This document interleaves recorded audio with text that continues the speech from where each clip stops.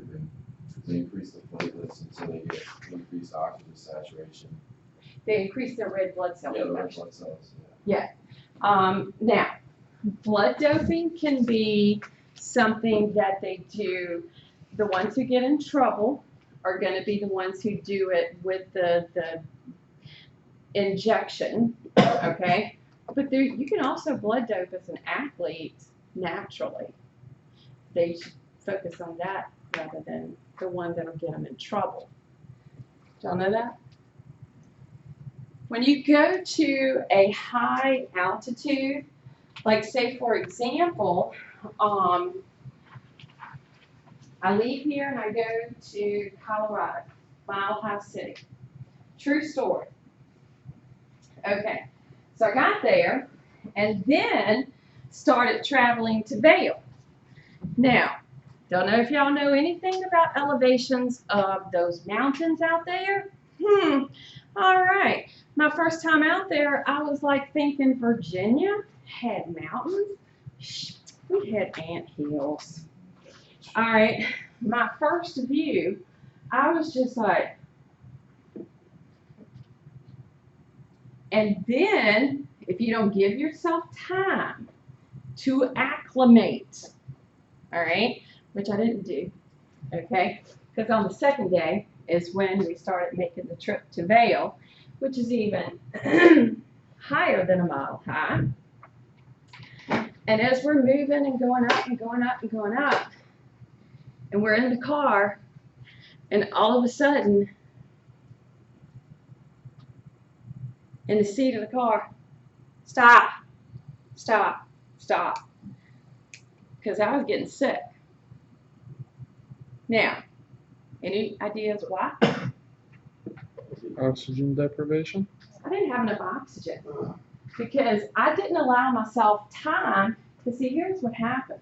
You go to a high elevation like that, and if you drink plenty of water, because the air levels are different, you know, there's a difference in the air there. If you give yourself time and the kidneys pick up the decrease in the oxygen of your blood, they will send out the chemical erythropoietin to the bone marrow, which will make you produce more red blood cells, so you pick up more oxygen to carry to the cells of the body. So therefore, I didn't allow myself that much time in between. I learned my lesson, okay?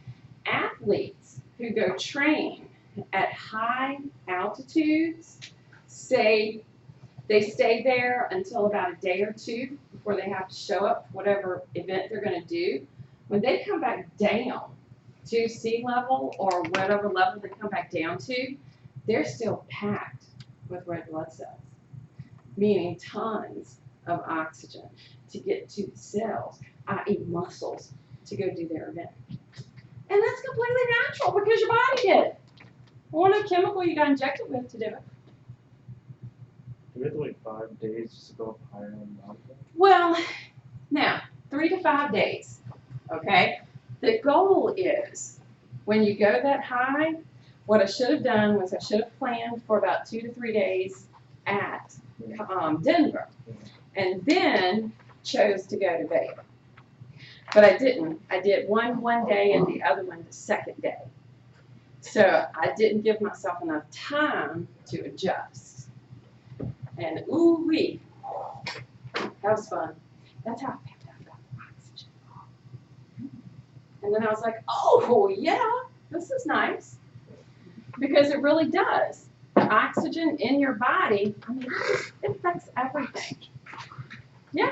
Gaining in popularity. Haven't y'all seen or heard the commercial on the radio? It's here in Richmond, somewhere for the IV infusion of the materials.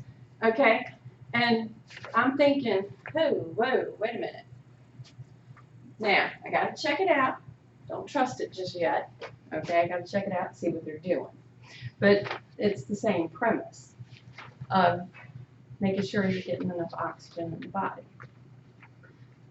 Don't know. I want to check on it. So one of the things that happens with the red blood cell, like I said, they have a certain count. They're going to have a certain lifespan that they're going to live. And one of the things that's going to happen, the body's going to control it through the negative feedback, meaning with the kidneys, most likely, even though it can be the liver also. If they sense there's not enough oxygen in the blood, the kidneys, for the most part, are going to secrete that erythropoietin that makes its way to the bone marrow to stimulate the cells, those colony-forming units.